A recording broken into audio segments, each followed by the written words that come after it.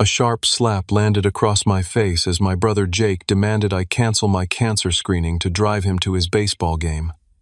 My parents stood behind him, faces twisted in familiar disappointment. His scholarship opportunities matter more than your paranoid health concerns, my father spat. My mother nodded in agreement. Always the selfish daughter. Blood trickled from my lip as I realized in that moment, after 27 years of sacrifices, I was done being their family scapegoat. I never wanted much from life. A decent job, good health, maybe someone to share my days with eventually. My name is Everett Thompson, 27 years old, and until last month, I lived in the same house in Lakewood, Ohio, where I grew up. I work as a software engineer for a mid-sized tech company, a job I genuinely enjoy despite the long hours. But in my family, my achievements always paled in comparison to my younger brother Jake's baseball prowess. From the moment Jake could hold a bat at age 4, my parents decided he was destined for the major leagues. Every birthday, every Christmas, every family conversation revolved around Jake's latest game, his batting average, or which college scouts might be watching him next. Meanwhile, I was the dutiful older brother, expected to cheer from the bleachers and understand when family resources flowed in one direction. Everett, we need to use your college fund for Jake's summer training camp, my father announced during my junior year of high school. I had been saving for MIT, maintaining perfect grades while working weekends at the local hardware store. Jake has a real shot at something special. You understand, right? You can always go to community college. I understood all right. I understood that in the Thompson family hierarchy, my future was always negotiable. I attended Ohio State on scholarships and loans instead, working 30 hours weekly to cover expenses. I still graduated with honors in computer science, landing a good job right out of college. No one from my family attended the graduation ceremony. Jake had a tournament that weekend. Your brother has a gift, my mother would say whenever I showed signs of resentment. We have to nurture that. You're smart enough to take care of yourself, and I did take care of myself. And increasingly, them too. 2 years ago, when my father lost his management position at the manufacturing plant where he'd worked for 20 years, I stepped in. He was 55, too proud to take a lower-paying job but unqualified for anything comparable in our area. My mother worked part-time at an elementary school cafeteria, bringing in barely enough to cover groceries. It's just temporary, my father assured me when I offered to help with their mortgage. Just until I find something new.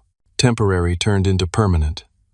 My monthly contributions grew from covering just the mortgage to paying utility bills, car insurance, property taxes, and even Jake's private pitching coach. All while my parents maintained the narrative that I was the lucky one who had it easy with my computer job.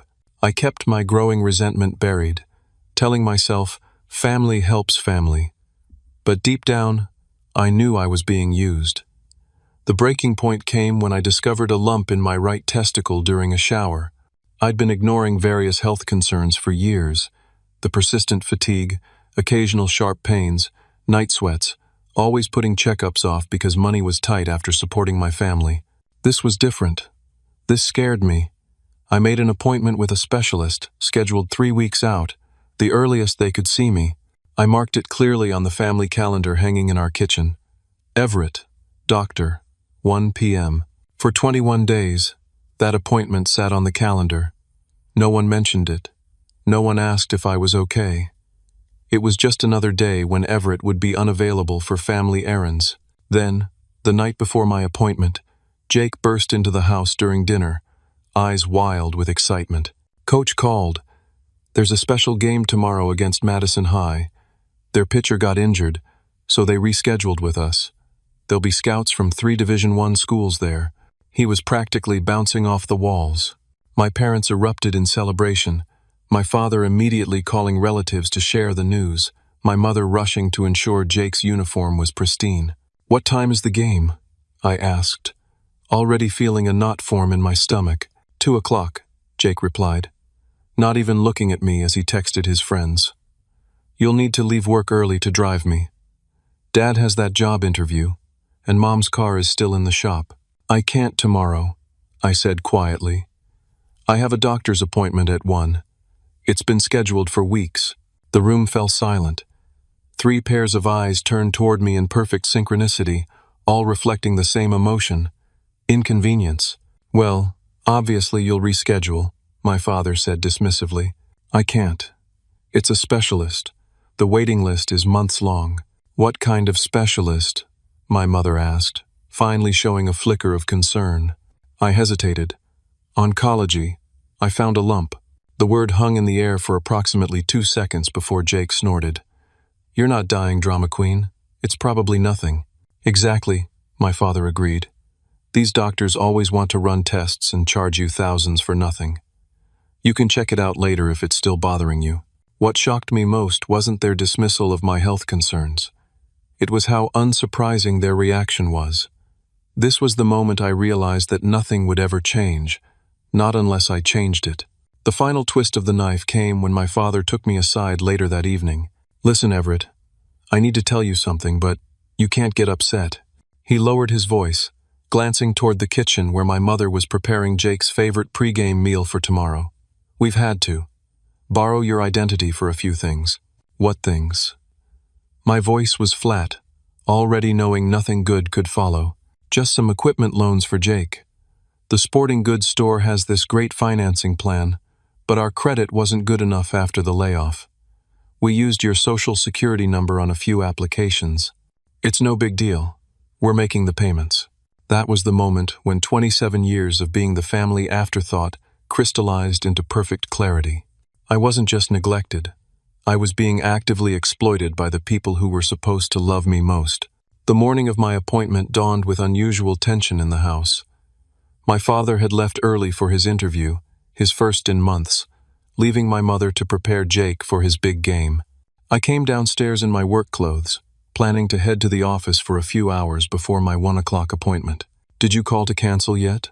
Jake asked without looking up from his phone, sprawled across the couch in his pajamas while ESPN played in the background. "I'm not canceling," I replied, pouring coffee into my travel mug. "I told you that last night." Jake's head snapped up, genuine confusion on his face. He wasn't used to me refusing him anything. "But I need you to drive me. The game's at 2. I heard you the first time. My appointment is at 1. It'll probably run until at least 2:30, and the oncology center is across town from the baseball field. There's no way I can do both.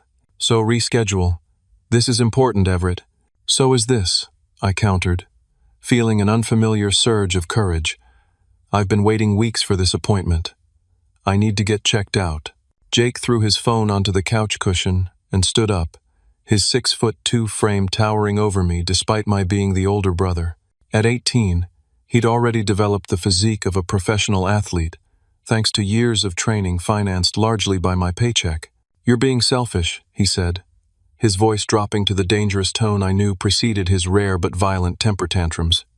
"You know what this game means to me." My mother appeared in the doorway, wiping her hands on a dish towel. "What's going on?" "Everett won't take me to the game. He's still going to that stupid doctor appointment." My mother's face hardened. "Everett, be reasonable. Your brother has scouts coming today. This could determine his entire future." "And what about my future?" I asked quietly. "What if this is serious?" She waved her hand dismissively. "Don't be dramatic. You've always been a hypochondriac ever since you were little." That wasn't true. If anything, I'd neglected my health for years to avoid burdening the family finances. But the Thompson family had a remarkable ability to rewrite history to suit their narrative. "Remember when you thought you had appendicitis and it was just gas?" Jake snickered. "Or when you were convinced you had meningitis during finals week?" "I was 12, I said through gritted teeth. "And I had a migraine." "You've always needed attention," my mother sighed. "But today isn't about you. Jake needs this opportunity. And I need this appointment," I insisted. "I'm not canceling." Jake stepped closer, invading my personal space. "Cancel the appointment." "No." The slap came out of nowhere, his palm connecting with my cheek with enough force to make me stumble backward into the counter. My coffee mug crashed to the floor, shattering and splashing hot liquid across the tile. The metallic taste of blood filled my mouth where my teeth had cut into my inner lip. I touched my cheek in shock, looking up to see not remorse on my brother's face, but righteous anger. More stunning than the physical assault was my mother's reaction, or lack thereof. "Now look what you've done," she snapped at me, grabbing a dish towel to mop up the spilled coffee, making a scene when Jake needs to focus on his game. "He hit me," I said, my voice barely above a whisper. "You provoked him." My father's voice came from the doorway. He'd returned from his interview early, his expression grim. "I could hear you all from the driveway." "Did you hear him hit me?" "Stop being so sensitive," my father scoffed. "Your brother is under tremendous pressure. These scouts could change his life. And what if I have cancer?" The word hung in the air like a grenade with the pin pulled. "What if I'm actually sick?" "Don't be ridiculous," my father said. "Always exaggerating for attention." "Selfish brat," Jake muttered. My mother stood up, coffee-soaked towel in hand, her eyes cold. "His future matters, Everett. Your life never did." The words struck harder than Jake's slap. I looked at each of them. My father with his permanent disappointment, my mother with her blatant favoritism, my brother with his entitled rage, and something inside me finally, irrevocably broke. "You know what?" I said, my voice steadying. "You're right. My life never mattered in this family. But that changes today." I walked to the drawer where we kept important documents and pulled out a folder. Inside were bank statements I'd discovered the previous week, credit card applications, personal loans, and financing plans, all in my name but with their contact information. Over $50,000 in debt that I'd never authorized. "Want to explain these?" I slapped the folder on the counter. "All these loans in my name that I never signed for?" My parents exchanged glances. My father recovered first. "We were going to tell you. It's for Jake's training equipment, special camps, private coaches, the kind of opportunities that could get him noticed. You committed identity theft against your own son." "Don't be so dramatic," my mother said. "It's just family, helping family. We've sacrificed everything for this family." "No," I corrected her. "I've sacrificed everything. My college fund, my savings, my credit score apparently. And now you want me to sacrifice my health too?" "One rescheduled appointment isn't," my father began. "It's not just the appointment," I shouted, startling all of them with my uncharacteristic outburst. "It's 27 years of being treated like I don't matter. 27 years of Jake needs this and Jake deserves that while I get nothing but bills and obligations." Jake rolled his eyes. "Here we go with the pity party." Something in me snapped. "You know what, Jake? I've paid for your pitching coach for the last 2 years. I've covered the mortgage on this house since Dad lost his job. I've worked 60-hour weeks, so this family doesn't lose everything. And not once, not once, has anyone said thank you." The silence that followed was deafening. My father's face darkened with anger and shame, a dangerous combination. "If you walk out that door to your precious appointment instead of taking your brother to his game," he said slowly, "don't bother coming back." I looked at each of them one last time. These people who shared my blood but had never truly shared my life. "I'll be back later to get my things." The oncology center was quiet, antiseptic, with muted beige walls and outdated magazines in the waiting room. I sat alone, holding an ice pack to my swollen cheek, filling out paperwork with my uninjured hand. The nurse had raised an eyebrow at my appearance but hadn't commented. My phone buzzed continuously in my pocket, texts from Jake, increasingly angry, demanding to know where I was and how I could betray the family this way. My mother called 4 times, leaving voicemails that oscillated between guilt trips and threats. I silenced the phone and focused on the forms in front of me. Family history of cancer? I checked several boxes. My maternal grandfather had died of prostate cancer. An aunt on my father's side had battled breast cancer twice. These were facts I knew, but my family rarely discussed. They didn't fit neatly into the narrative of Jake's baseball destiny. "Everett Thompson?" A nurse called my name, leading me back to an examination room. The doctor, a woman in her 50s with kind eyes and a no-nonsense manner, listened carefully as I described finding the lump, the night sweats, the fatigue I'd been experiencing. "How long have you had these symptoms?" she asked, making notes in my chart. "The fatigue," Maybe a year. The lump. I noticed it about a month ago. And you waited that long to come in? There was no judgment in her voice, just professional concern.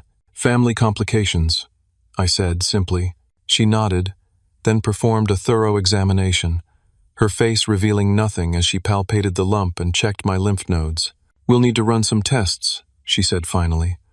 Blood work today, and I want to schedule an ultrasound and possibly a biopsy depending on those results. How serious do you think it is? I asked, trying to keep my voice steady. I can't say for certain until we get the test results, but testicular masses in men your age need to be taken seriously. It's good that you came in when you did. She paused. Is there someone who can come with you to your follow-up appointments? A support person? I thought about my family, probably at the baseball field now, furious at my absence. No, I said quietly. There's no one. After the appointment, I couldn't face going home. Instead, I called Adam, a colleague from work who had become something of a friend over the past year. We weren't particularly close, but he was the only person I could think of who might help. Hey man, what's up? He answered, the sounds of his gaming session audible in the background. Adam, I hate to ask this, but is your offer still good? About your spare room? Adam had mentioned a month ago that he was looking for a roommate after his last one moved out. I'd declined at the time, unwilling to leave my family without my financial support. Yeah, it's still empty. You interested? I need a place to stay. Tonight, if possible. There must have been something in my voice, because Adam immediately turned serious. Everything okay? Not really. I can explain when I see you. Is it okay if I come over now? Of course, man. I'll text you the address. I drove to Adam's apartment, a modest 2-bedroom in a complex about 20 minutes from my parents' house. On the way, my phone rang again. My father this time. Against my better judgment, I answered on speaker. Where the hell are you? He demanded without preamble. Jake's game started 30 minutes ago, and he had to get a ride with Coach Barnes. I told you I wasn't canceling my appointment, so you're really choosing yourself over this family? After everything we've done for you? I almost laughed at the absurdity. What exactly have you done for me, Dad, besides stealing my identity and treating me like an ATM? We gave you everything, he shouted. A roof over your head, food on the table, the roof that I'm currently paying for? The food I buy with my paycheck? You ungrateful little... He cut himself off. Jake struck out twice already. The scouts are leaving. His shot at a scholarship is ruined, and it's your fault. A week ago, those words would have crushed me under the weight of guilt and obligation. Today, they bounced off newly formed armor. No, Dad. Jake's performance is Jake's responsibility, not mine. Don't come home, he said, his voice cold. We don't want you here. I'll be by tomorrow to get my things. I ended the call as I pulled into Adam's apartment complex. He was waiting for me in the parking lot, his expression changing to concern when he saw my face. Dude, what happened to your cheek? I touched the bruise, having almost forgotten it in the chaos of the day. Family disagreement. Adam helped me bring in the few belongings I had in my car. My laptop, a gym bag with a change of clothes, essential toiletries. It wasn't much to show for 27 years of life. The spare room's through here, he said, leading me down a short hallway. It's nothing fancy, but the bed's comfortable. The room was small but clean, with a twin bed, dresser, and desk. It was more personal space than I'd had in years, sharing the house with my family. Thanks, Adam. I really appreciate this. No problem. You want to talk about it? I sat heavily on the bed, suddenly exhausted. My family's been using me, financially, emotionally. Today I finally stood up for myself, and it didn't go well. Adam nodded, not pushing for details. Been there, man. Different circumstances, but I get it. Stay as long as you need. That night, I lay awake in the unfamiliar bed, my phone continuing to light up with messages. I read through them, a barrage of guilt and blame from my parents and brother. From Jake. Thanks for ruining everything. Scouts left before the 7th inning. Hope your stupid doctor visit was worth destroying my future. From Mom.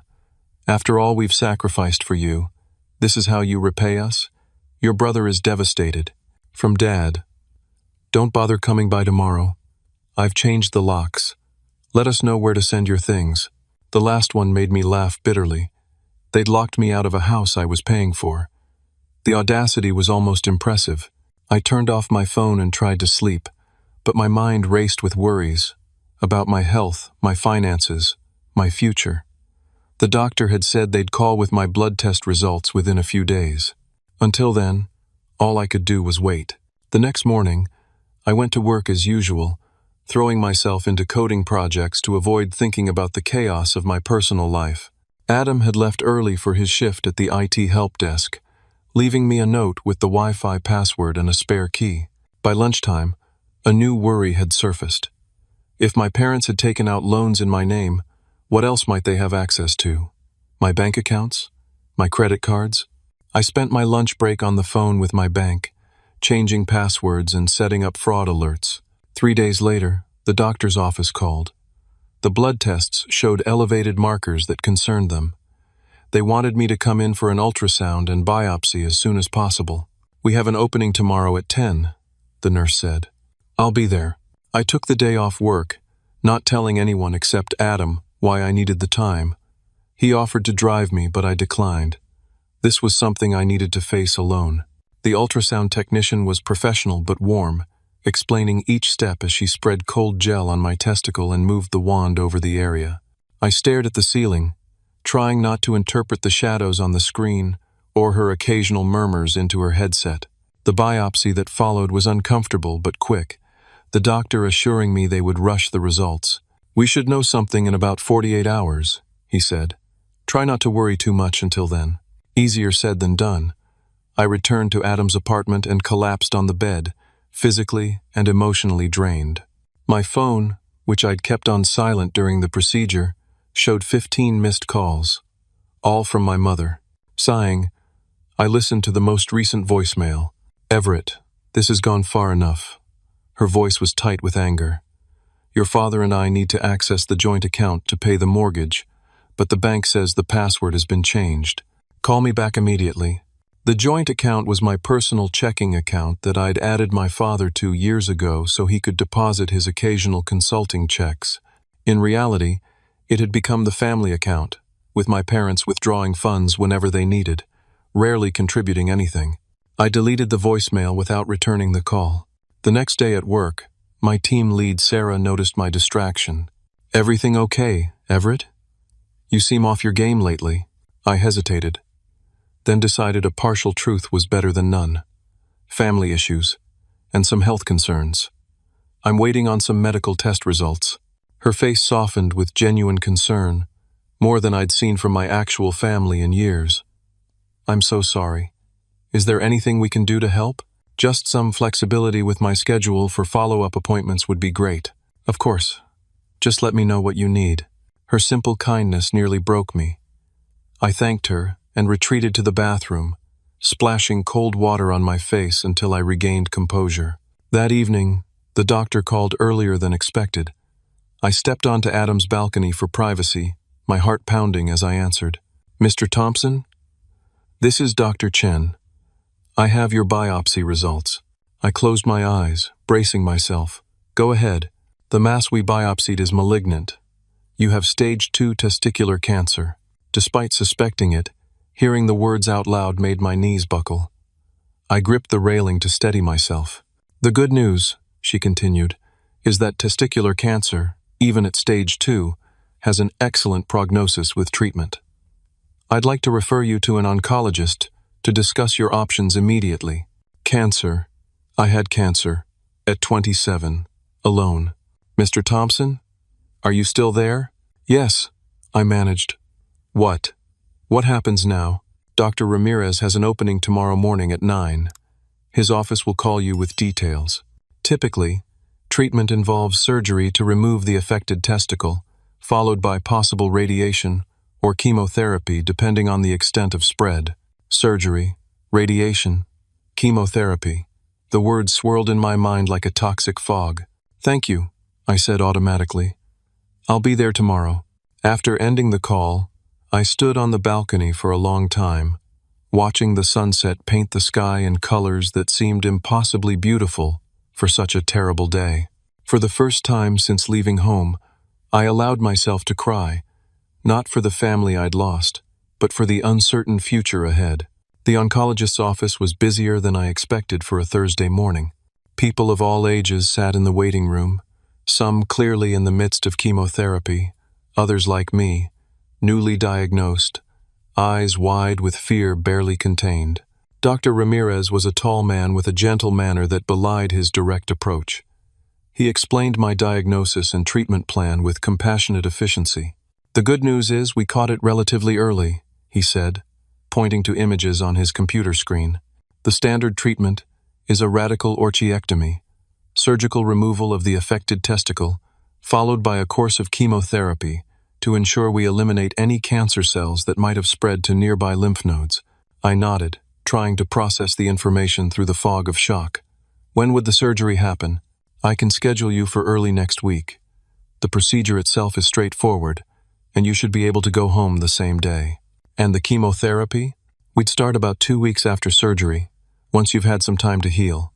3 cycles of BEP, bleomycin, etoposide, and cisplatin. Each cycle is 3 weeks, so about 9 weeks total. 9 weeks of chemotherapy." I did quick mental calculations about sick leave, health insurance, finances. "I have some concerns about payment," I admitted. "My insurance has a high deductible, and I'm currently between living situations." Dr. Ramirez nodded.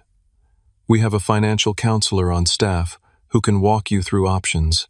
Many patients qualify for assistance programs." As I left with a folder of information and a surgery date scheduled for Tuesday, the reality of my situation hit me anew. I had cancer. I was effectively homeless, and I had no family support system to help me through what was coming. Back at Adam's apartment, I found him in the kitchen making lunch. "Hey," he said, looking up from the sandwich he was assembling. "How did it go?" I set the folder on the counter. "It's cancer. Stage 2. Testicular cancer. I'm having surgery on Tuesday." Adam's face went through several emotions before settling on determination. "Okay, what do you need? I can take you to the hospital, pick up prescriptions, whatever." His immediate offer of help, with no hesitation, made a lump form in my throat that had nothing to do with cancer. "Just the ride would be great," I managed. "I won't be able to drive home after the anesthesia." "Consider it done. And you stay here as long as you need, man. Seriously." Over the weekend, I focused on practical matters, updating my company's HR department about my diagnosis, researching short-term disability options, and making a budget that accounted for the coming medical expenses. I deliberately avoided thinking about my family, but they hadn't forgotten about me. Sunday afternoon, my father showed up at Adam's apartment. I never found out how he got the address, perhaps from a mutual acquaintance or by following me from work. When Adam answered the door, my father pushed past him into the living room where I was working on my laptop. "Finally," he said, looking around the modest apartment with obvious disdain. "Your mother's been worried sick." "No, she hasn't," I replied calmly, closing my computer. "What do you want, Dad?" "We need to talk about the bank accounts and these ridiculous accusations you've been making about identity theft." "They're not accusations. I have proof of multiple loans taken out in my name without my knowledge or consent." "That's family business," he said dismissively. "Nothing for you to get worked up about." "It's fraud, Dad. It's a crime." His face darkened. "So you'd turn on your own family? After everything we've done for you?" "What exactly have you done for me lately?" I asked, "besides steal my identity and hit me when I wouldn't cancel a doctor's appointment." "That was Jake, not me," he protested weakly. "And you stood there and let it happen, then blamed me for it." Adam, who had been listening from the kitchen doorway, stepped forward. "I think you should leave, sir." My father turned to him, seeming to really notice him for the first time. "This doesn't concern you. It's my apartment, so yeah, it does," Adam replied. "Everett's staying here as long as he needs to." "He has a home," my father insisted. "With his family, where he belongs." "I have cancer, Dad," I said quietly. The words hung in the air between us. For a brief moment, I thought I saw genuine concern flash across his face. What? Testicular cancer. Stage 2. I'm having surgery on Tuesday. He stared at me, processing this information. Is this some kind of trick to make us feel bad about the baseball game? The question was so absurd I actually laughed. Yes, Dad. I orchestrated an elaborate cancer diagnosis to make you feel bad about prioritizing Jake's baseball game over my health. You caught me. Don't take that tone with me, he snapped. But the effect was diminished by his obvious discomfort. If you're really sick, you should be at home where your mother can take care of you. I don't need taking care of. I need to focus on getting better without the constant drama and manipulation. He ran a hand through his thinning hair, a gesture I recognized from childhood as a sign of his frustration. Look, just come home. We can sort all this out as a family. There's nothing to sort out. I'm staying here, I'm getting treatment, and I'm dealing with the identity theft legally. What's that supposed to mean? It means I've filed a police report and frozen my credit. Any further attempts to use my social security number will be flagged as fraud. His face paled. You can't do that to your own family. Watch me. After my father left, Adam looked at me with new understanding. So that's what you meant by them using you. That's part of it, I confirmed. They've been financially abusing me for years. I just didn't have the courage to call it what it was until now. The surgery on Tuesday went as scheduled. A relatively straightforward procedure that removed my right testicle through a small incision in my groin. I woke up groggy from anesthesia to find Adam sitting beside my bed, playing a game on his phone. Hey, he said, looking up when he noticed I was awake. Doctor says it went well. No complications. Thanks for being here, I mumbled, still fuzzy from the drugs. No problem. They said you can go home once you're fully awake and can keep down some food and water. Home. The word had such different associations now. Not the house I grew up in, but Adam's apartment, a temporary sanctuary that had become my refuge. Recovery from surgery was relatively quick, but preparing for chemotherapy was another matter. My oncologist had warned me about the side effects: nausea, fatigue, hair loss. I decided to be proactive and shaved my head the weekend before my first treatment. Adam helped, wielding the clippers with exaggerated concentration that made me laugh despite my anxiety. Not bad, he said when finished, studying my newly bald head. You've got a good-shaped skull, man. Some guys look like aliens when they shave it all off. The first round of chemotherapy was worse than I'd anticipated. The nausea hit about 6 hours after treatment, sending me to the bathroom floor where I remained most of the night. Adam left water and crackers outside the door, checking on me periodically but giving me space to maintain what little dignity I had left. By the third day, I was feeling marginally better, weak and shaky, but able to keep down small meals. I was sitting at the kitchen table, forcing myself to eat a bowl of bland oatmeal, when someone knocked at the door. Adam was at work, so I dragged myself to answer it, expecting perhaps a package delivery. Instead, I found Jake standing in the hallway, shifting uncomfortably from foot to foot. Jake, I said, genuinely surprised. What are you doing here? My brother stared at me, clearly shocked by my appearance. In the 3 weeks since he'd last seen me, I'd lost 15 pounds, shaved my head, and acquired the grayish pallor characteristic of chemotherapy patients. You really do have cancer, he said, his voice small. Did you think I was making it up? I stepped back to let him in, too tired to maintain hostility. Mom and Dad said. He trailed off, following me into the apartment. They told me you were just trying to get attention, that you'd always been jealous of my baseball career and were making up health problems to sabotage me. The casual cruelty of this lie shouldn't have surprised me, but somehow it still did. And you believed them, I said, sitting heavily on the couch. Jake remained standing, looking around the apartment awkwardly. They've never lied to me before. At least, I didn't think they had. What changed your mind? He pulled out his phone, showing me a Facebook post from a mutual high school friend who worked as a nurse at the hospital where I'd had my surgery. She'd mentioned seeing me there, and hoping I recovered quickly from my serious health challenge. I asked her what was wrong with you, and she said she couldn't say much, but that you were facing cancer treatment. She seemed surprised I didn't know. I nodded, too exhausted to feel anything but a dull ache at this latest evidence of my parents' manipulation. "So what kind is it?" he asked, sitting gingerly on the edge of the armchair across from me. "Testicular. Stage 2. I had surgery last week to remove the tumor, and I started chemo yesterday." Jake winced. "That sounds rough." "It's not great," I admitted, "but the prognosis is good. Over 90% survival rate." We sat in uncomfortable silence for a moment before Jake spoke again. "I'm sorry I hit you," he said quietly.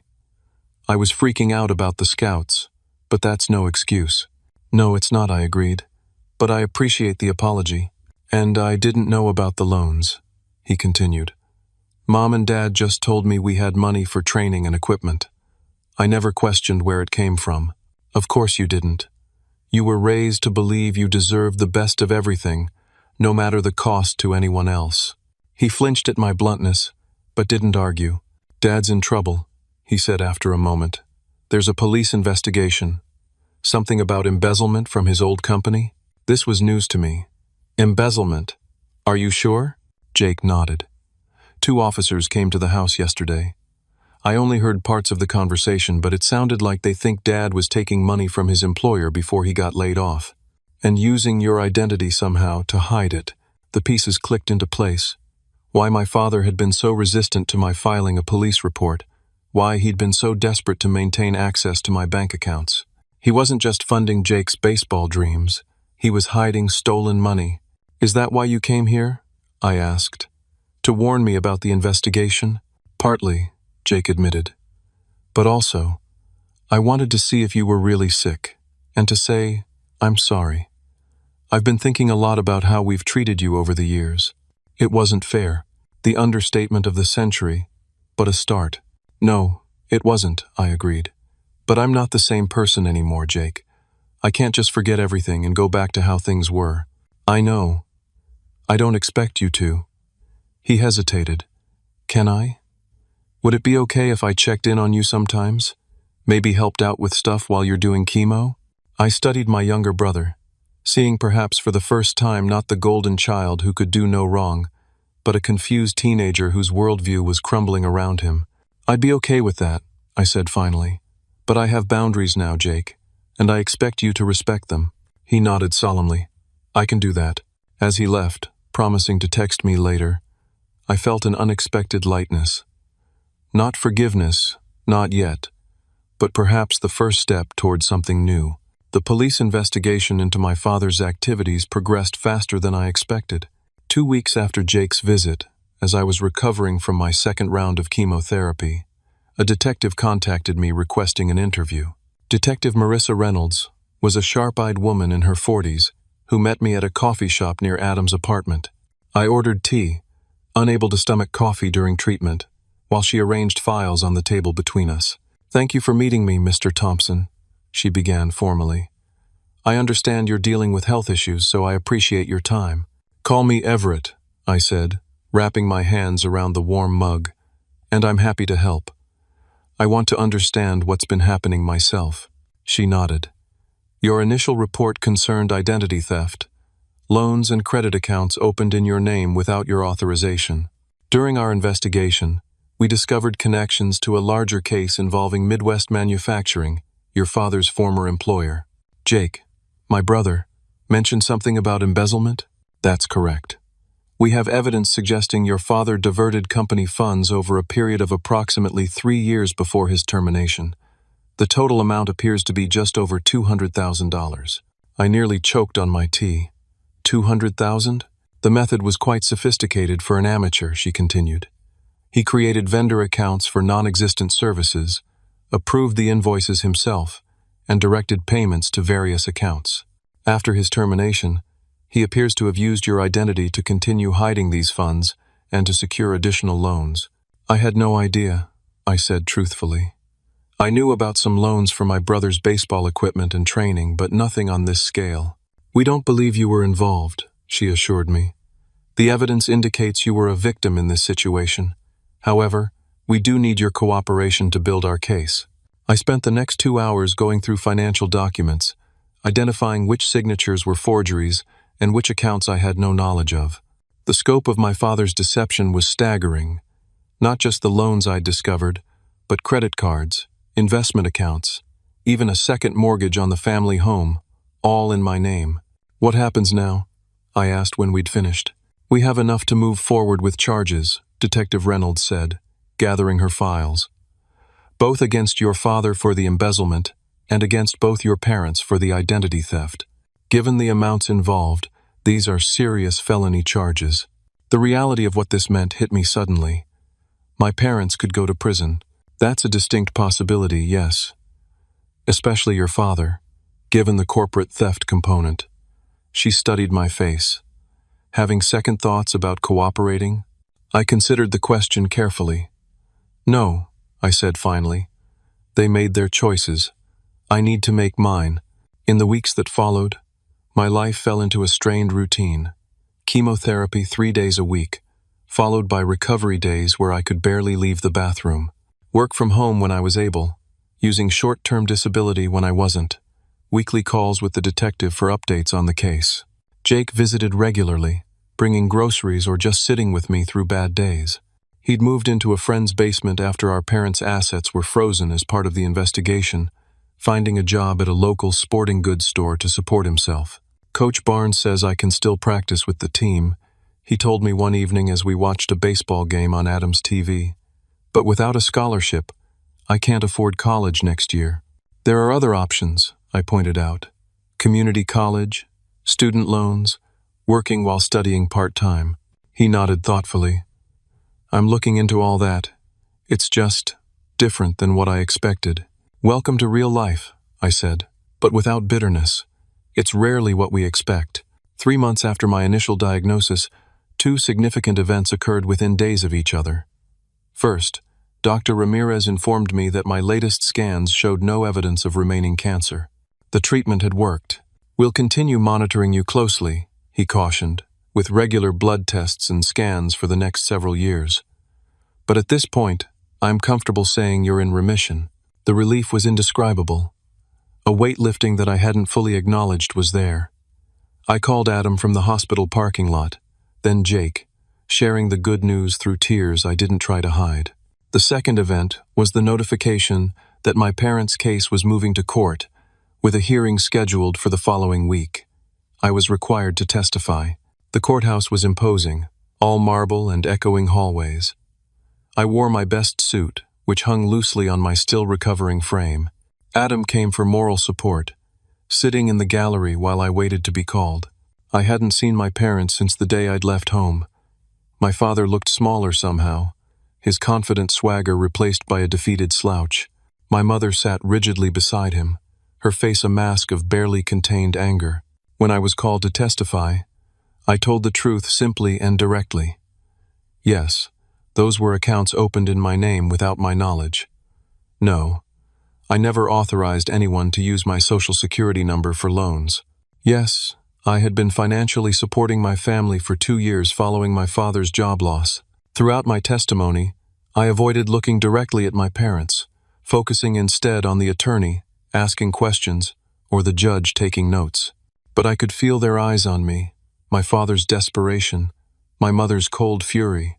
As I stepped down from the witness stand, I passed the gallery where Jake Saturday, he'd arrived late, slipping in quietly during my testimony. His expression was a complex mix of emotions: shame, anger, grief. I nodded slightly to acknowledge his presence, then returned to my seat. The prosecution presented evidence of my father's embezzlement, falsified invoices, bank records showing transfers to personal accounts, emails discussing creative accounting with a former colleague who had turned state's witness. The defense tried to characterize it all as misunderstandings and accounting errors, but their arguments felt hollow against the mountain of evidence. During a recess, I stepped into the hallway for air and found Jake waiting. "I didn't know," he said immediately, "about Dad stealing from his company, about all those loans in your name. I swear." "I believe you," I said, and realized it was true. Jake had been as much a pawn in our parents' game as I had been, just one who received benefits rather than burdens. "They told me you were testifying against them because you were jealous," he continued, "that you were making up lies because you resented my baseball success." I shook my head. The bank records don't lie, Jake. I know that now. He ran a hand through his hair, a gesture unconsciously mimicking our father. I don't understand how they could do this. To you, to the company, to our family. Dad always believed the rules didn't apply to him, I said. And Mom would justify anything if it benefited you. It was the perfect storm of entitlement and favoritism. Jake winced. I'm part of the problem, too. I believed I deserved special treatment, that my baseball career was more important than anything else, including your health. It was the most self-aware thing I'd ever heard him say. You were a kid raised to believe that, I pointed out. You're 18 now. What you do with that realization is up to you. We returned to the courtroom for the judge's decision on whether the case would proceed to trial. Given the evidence, he ruled there was more than sufficient cause to move forward.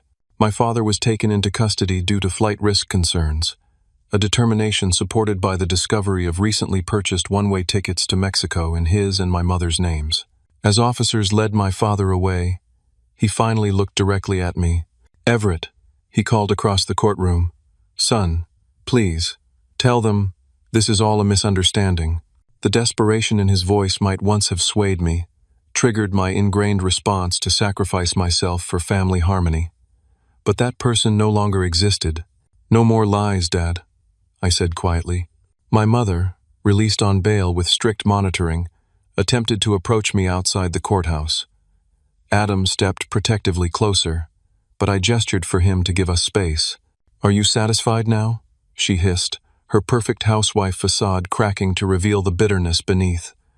Your father's going to prison because you couldn't keep family business private. He's going to prison because he stole $200,000 and committed identity theft, I corrected her. And you're likely joining him. After everything we did for you? Save it, Mom. I don't believe that line anymore. I started to walk away, then turned back with one final thought. You know what the saddest part is? If you'd just asked for help, really asked, not demanded or manipulated, I would have given it freely. That's what family is supposed to do. I left her standing on the courthouse steps, her mouth open but no sound coming out. For perhaps the first time in my life, I'd rendered Patricia Thompson speechless. Jake caught up with me at the parking lot. Can I get a ride? I took the bus here. Sure, I said, unlocking my car. Adam excused himself to give us privacy, saying he'd catch an Uber back to the apartment. We drove in silence for several minutes before Jake spoke. What happens now? The case goes to trial, unless they accept a plea deal. Either way, Dad's likely going to prison for a significant time. Mom too, possibly, though probably a shorter sentence. No, I mean with us. With you and me. I considered the question as I navigated through downtown traffic. I don't know, Jake. We're not going to suddenly be best friends after everything that's happened, but we're still brothers. We can figure out a new relationship on better terms. I'd like that, he said quietly. Me too. It wasn't forgiveness, not completely, but it was a start. The trial date was set for 6 weeks later. During that time, my life continued its gradual return to something resembling normalcy.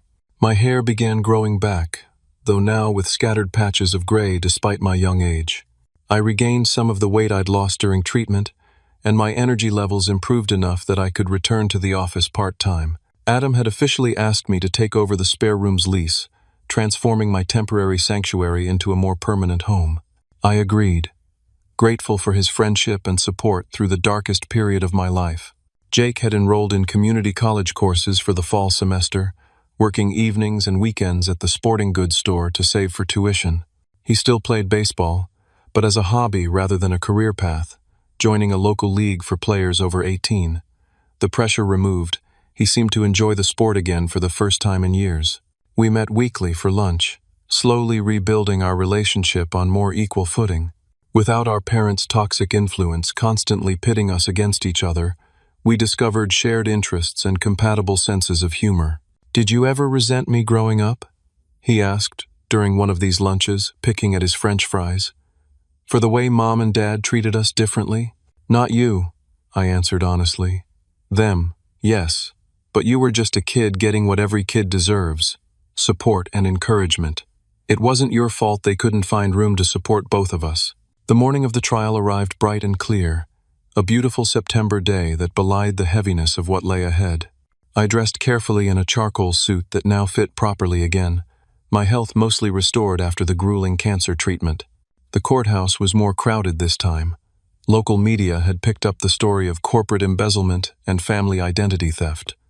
A reporter approached as I walked up the steps, microphone extended. "Mr. Thompson, how do you feel testifying against your own parents today?" I sidestepped the question and the reporter, entering the building with my head down. Inside, I found Jake already waiting, nervously adjusting his tie, his only suit clearly borrowed or thrifted, slightly too large across the shoulders. "You okay?" I asked, sitting beside him on the hard wooden bench. "Not really," he admitted, "but I need to be here." The trial itself was both exhausting and surreal. The prosecution methodically laid out the case against our parents, the embezzled funds, the identity theft, the planned escape to Mexico. Bank records, forged signatures, and falsified documents created a damning portrait of calculated, long-term fraud. My father's defense centered on desperation, a man trying to provide for his family after losing his job, making poor choices under pressure.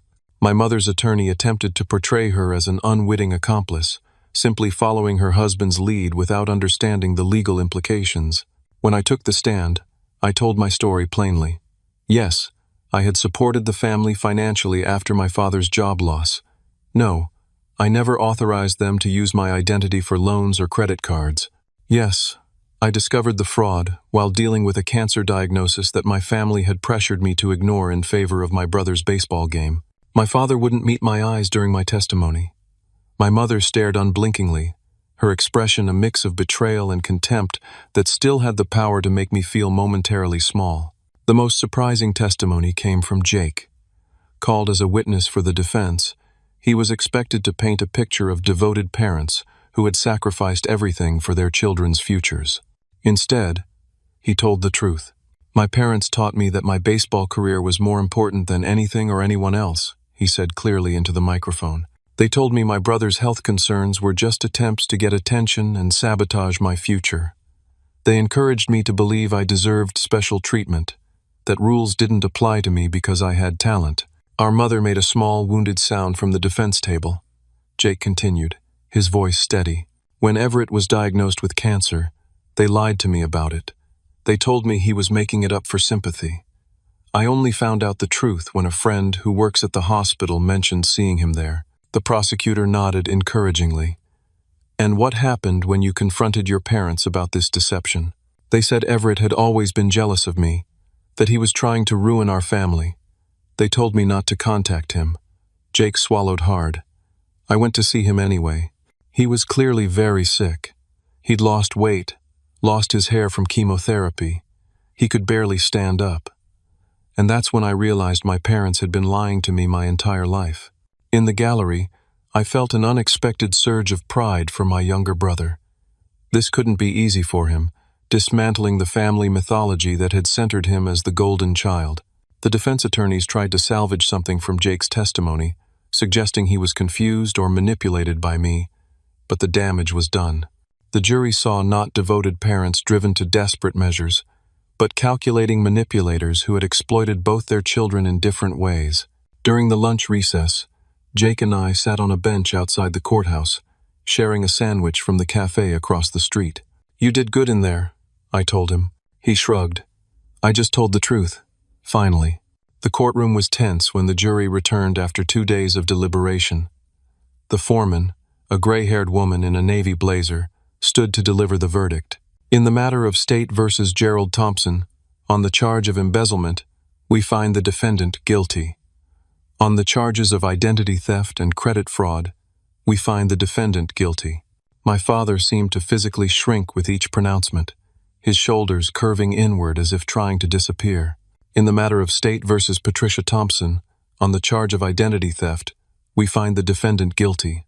On the charge of credit fraud, we find the defendant guilty." My mother remained rigid, her face a mask of disbelief, even as the verdicts were read. The judge thanked the jury for their service and announced that sentencing would occur the following week. My father was immediately taken into custody as a flight risk.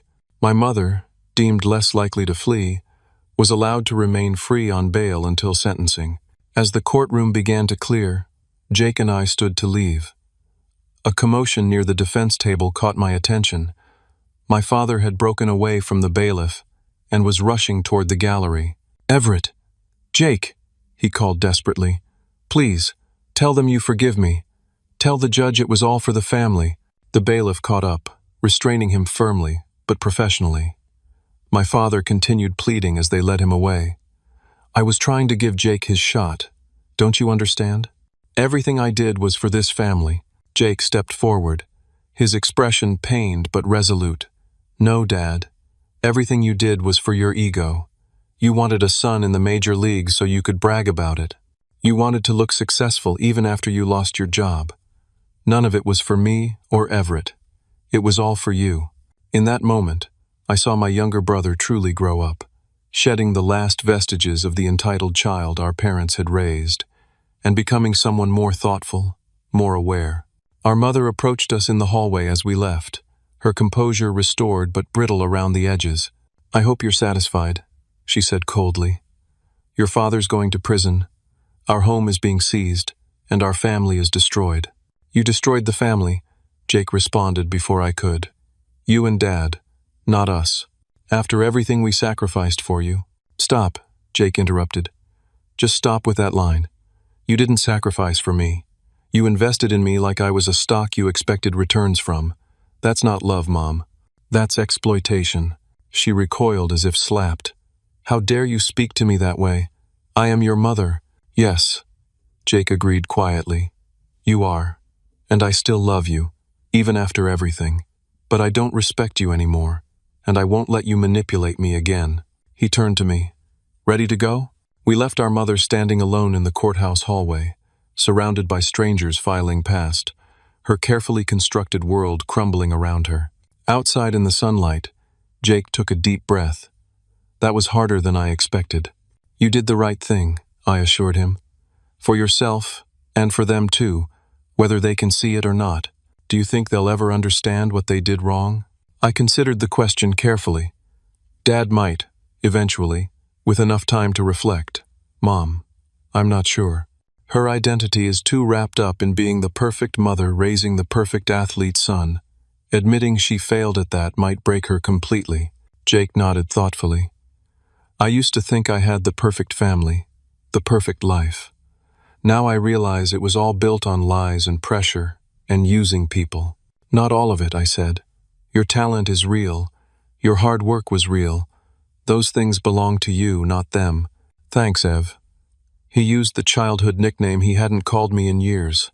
That means a lot. As we walked to the parking lot, a flock of geese flew overhead in perfect V formation, heading south for the winter.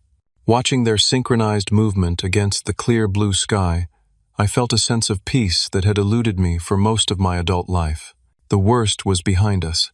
What lay ahead was up to us to define. The sentencing hearing occurred the following week, a more subdued affair than the trial itself. My father received 8 years for the embezzlement and an additional 3 years for the identity theft and fraud charges to be served concurrently. With good behavior, he could be eligible for parole in 6 years. My mother received 3 years, with eligibility for parole after 18 months. Both were ordered to make restitution, to my father's former employer for the embezzled funds, and to me for the fraudulent loans and damage to my credit. The family home and most of their assets were seized to begin paying these judgments. Jake and I spent a somber weekend boxing up personal items we wanted to keep. Family photos, a few heirlooms, childhood mementos.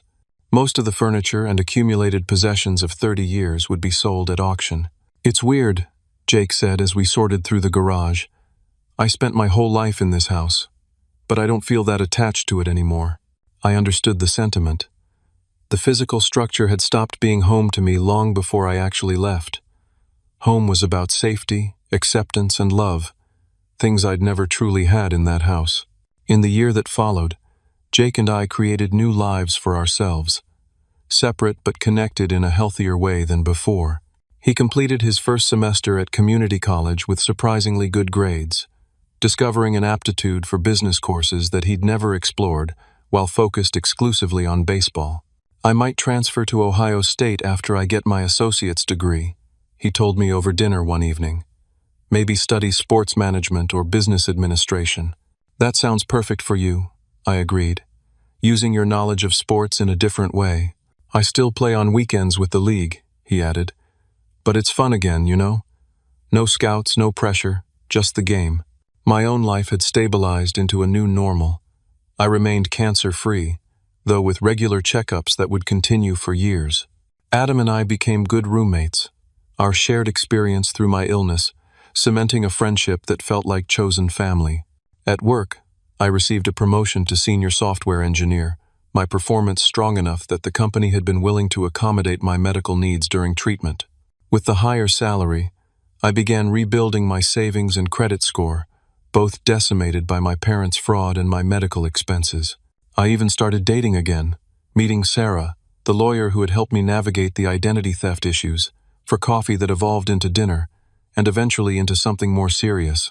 She understood trauma and recovery, both professionally and from her own experiences with a difficult family. We moved at a careful pace, both of us mindful of our tendency to caretake at our own expense. 14 months after the sentencing, Jake and I made the 3-hour drive to visit our mother at the minimum security women's facility where she was serving her sentence. It was our third visit since her incarceration, each one a complex emotional experience. The visiting room was brighter than I'd expected the first time, large windows letting in natural light, tables spaced for semi-private conversations. No glass barriers or telephones like in the movies, just a large room with rules about limited physical contact and vigilant guards. Our mother had aged dramatically in prison, her once carefully maintained appearance now marked by gray roots and lines that hadn't been there before. Yet there was something else too, a quietness, a reflectiveness that was new. "You both look good," she said after the initial awkward greetings. "Jake, have you gotten taller?" "Same height, Mom," he said with a small smile. "Just standing straighter, maybe."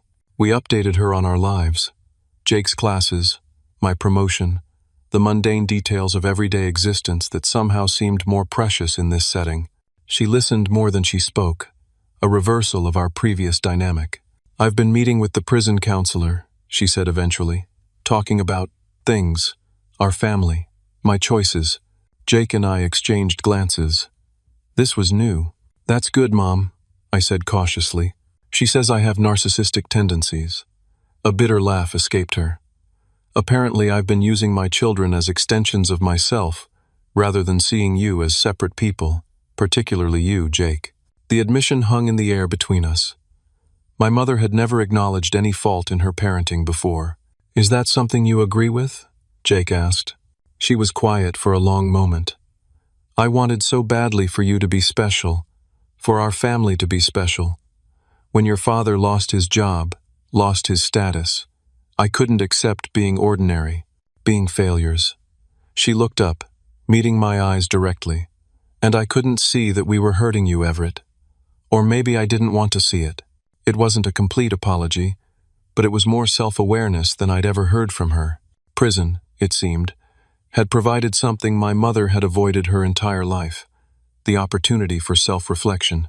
"We're working on a family counseling session," she continued. "The three of us, if you're willing. Your father too, eventually, though at a different facility." "I'd like that," Jake said immediately. I was more hesitant. "I'll think about it." She nodded, accepting this without the guilt trip she would have deployed in the past. "That's fair. It's your choice." As the visit ended and we prepared to leave, she reached out to touch my hand briefly. The limited contact allowed by prison rules.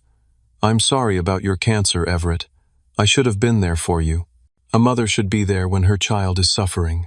The simple statement, delivered without excuses or justifications, loosened something tight in my chest. "Thank you for saying that, Mom." On the drive home, Jake and I processed the visit, both struck by the changes in our mother. "Do you think it's real?" he asked. "The counseling, the self-awareness? Or is she just saying what she thinks we want to hear?" "I think it might be real," I said after consideration. Prison has a way of stripping away pretenses, and she's had nothing but time to think about how she ended up there. Do you think you'll ever forgive them? Completely, I mean. The question deserved a thoughtful answer. I don't think forgiveness is a destination, I said finally. It's more of a process. Some days I feel it more than others. But I'm not carrying the anger I used to, and that's freedom enough for now. Jake nodded, understanding. I'm still sorting through it all, trying to figure out who I am without their expectations defining me. You're doing well with that, I assured him. Better than I was at your age. He grinned. I had a good example of how to break free.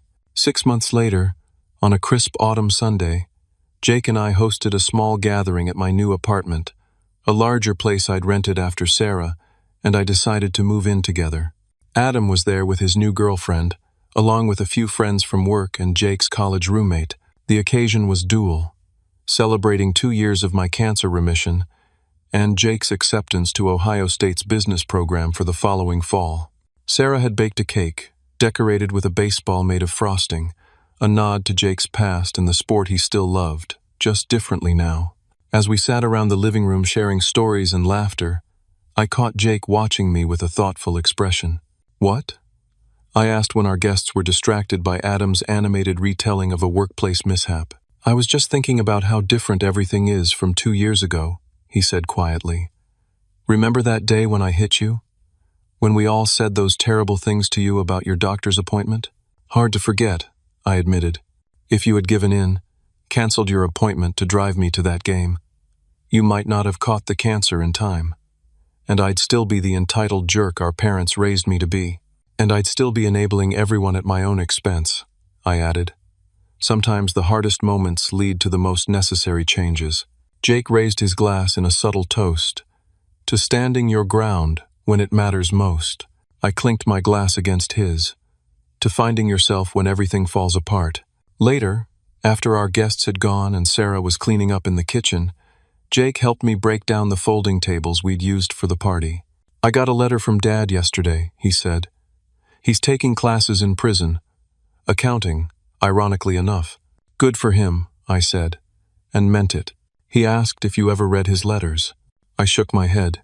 Not yet. I'm not there yet, Jake. Maybe someday. That's okay. I told him you're doing really well. That we both are. As Jake left that evening, hugging me tightly at the door, I felt the full circle of our journey.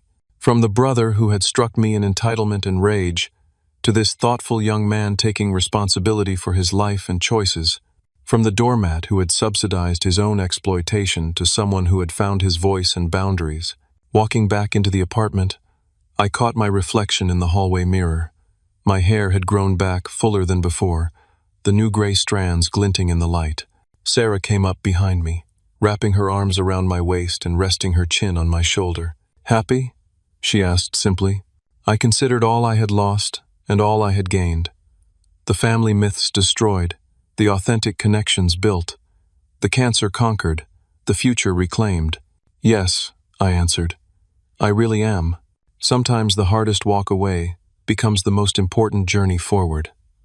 By refusing to cancel my doctor's appointment that day, I hadn't just saved my physical life, I'd reclaimed my entire existence. And in that process, I'd given Jake the chance to become someone better than our parents had imagined for him. Someone real, with flaws and strengths, and genuine choices. Sometimes losing what hurts you is the greatest gain of all. And your true worth isn't measured by others' assessments, but by your courage to value yourself when no one else will. Have you ever had to walk away from someone you loved for your own well-being? What gave you the strength to take that first step? Comment below and share your story. Don't forget to like this video if it resonated with you, subscribe for more content like this, and share with someone who might need to hear this message today. Thank you for joining me on this journey, and remember, your worth is not determined by how others treat you, but by how you choose to treat yourself.